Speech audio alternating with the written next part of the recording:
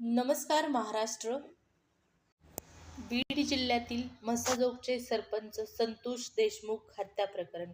या प्रकरणामध्ये न्यायालयामध्ये मोठा निर्णय.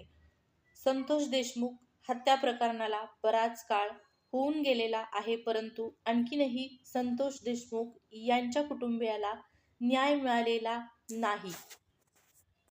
अतिशय क्रूरपणे संतोष देशमुख यांची हत्या करण्यात आलेली होती आणि त्यांच्या हत्येमुळे फक्त त्यांच्या कुटुंबातच नाही तर संपूर्ण जिल्ह्यामध्ये अतिशय भीतीदायक वातावरण त्यावेळेस पाहण्यास मिळालेलं होतं. त्या काळामध्ये बीड जिल्ह्यातील व्यक्तींचं असं म्हणणं आहे की एखाद्या अननोन नंबरवरून जर त्यांना कॉल आला तर त्यावेळेस ते उचलायला देखील घाबरत होते आणि याचं कारण म्हणजे संतोष देशमुख हत्या प्रकरण. गेले कित्येक दिवस हे प्रकरण न्यायालयामध्ये न्यायासाठी उभा आहे, परंतु या प्रकरणामध्ये तारीख वर तारीख हीच प्रक्रिया सध्या तरी पाहण्यास मिळत आहे. या प्रकरणामध्ये 9 जानेवारीला जी सुनावणी झालेली आहे, या सुनावणीकडे संपूर्ण महाराष्ट्राचं लक्ष लागलेलं होतं. कारण 9 जानेवारीच्या अगोदर जी सुनावणी झालेली आहे या प्रकरणात, त्यावेळेस मुख्य आरोपींवर न्यायालयाच्या वतीने आरोपांची निश्चिती करण्यात आलेली होती. त्यामुळे आता एक प्रकारचं कुठेतरी समाधान संतोष देशमुख यांच्या कुटुंबियांना मिळालेलं होतं की चला आता आरोपांची निश्चिती झालेली आहे, अखेर आपल्याला न्याय आता मिळणार आहे.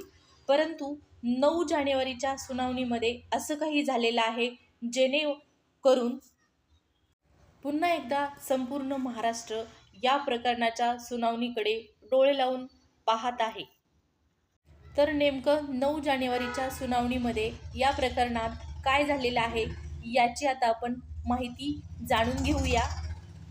तर 9 जानेवारीला जी सुनावणी झालेली आहे, या सुनावणीमध्ये वाल्मिक कराड या मुख्य आरोपीला बोलण्याची संधी देण्यात आलेली होती. या अगोदर म्हणजे 9 जानेवारीच्या अगोदर ज्यावेळेस सुनावणी झाली त्यावेळेस वाल्मिक कराड यांना बोलण्याची संधी देण्यात आलेली नव्हती. आरोपांची निश्चिती झाल्याच्या नंतर वाल्मिक कराड यांना पुन्हा बोलण्याची संधी 9 जानेवारीच्या सुनावणीमध्ये देण्यात आलेली आहे.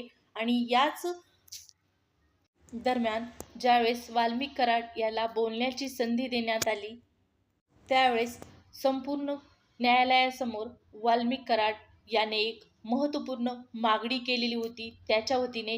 परंतु ही मागणी खरंच रास्त आहे का, हा संपूर्ण महाराष्ट्राचा प्रश्न आहे. वाल्मिक कराडच्या माध्यमातून जी मागणी केली गेली आहे ती मागणी म्हणजे सरकारी वकील उज्ज्वल निकम यांना या केसवरून काढून टाकण्यात यावं. तर वाल्मिक कराड यांनी असं न्यायालयाला मागणी केलेली आहे, अशी मागणी केलेली आहे की उज्ज्वल निकम हे एका विशिष्ट राजकीय पक्षाशी संबंधित आहेत आणि ते एक विशिष्ट उद्देश डोळ्यासमोर ठेवून ही केस लढत आहेत. त्यामुळे नक्कीच आम्हाला योग्य तो न्याय मिळाला पाहिजे आणि तातडीने उज्ज्वल निकम यांना या केसवरून काढून टाकण्याची न्यायालयाकडे वाल्मिक कराडने मागणी केलेली आहे. आणि म्हणूनच आता संतोष देशमुख हत्या प्रकरणात पुन्हा एकदा नवीन तारीख आपल्याला पाहण्यास मिळालेली आहे. न्यायालयाच्या वतीने वाल्मिक कराड याच्या मागणीवरती सरकारी वकील उज्ज्वल निकम यांना 23 जानेवारीला होणाऱ्या सुनावणीमध्ये आपलं लेखी अर्ज सादर करण्यास सांगितलेलं आहे आणि या संपूर्ण प्रकरणाला पुन्हा एकदा तारीख मिळालेली आहे. वाल्मिक कराड याच्या माध्यमातून त्याच्या साथीदाराच्या माध्यमातून फक्त वेळ काढूपणा केला जात आहे या केसमध्ये आणि या संपूर्ण प्रकरणामुळे संतोष देशमुख यांच्या कुटुंबियाला जो न्याय मिळणार आहे तो लांबणीवर पडत आहे. महाराष्ट्राचं लक्ष लागणार आहे आता 23 जानेवारीच्या सुनावणीकडे. 23 जानेवारीला या सुनावणीमध्ये नेमकं काय होणार, उज्ज्वल निकम आपल्या अर्जामध्ये नेमकं काय म्हणणं सादर करणार हे पाहणं आता महत्त्वाचं असणार आहे.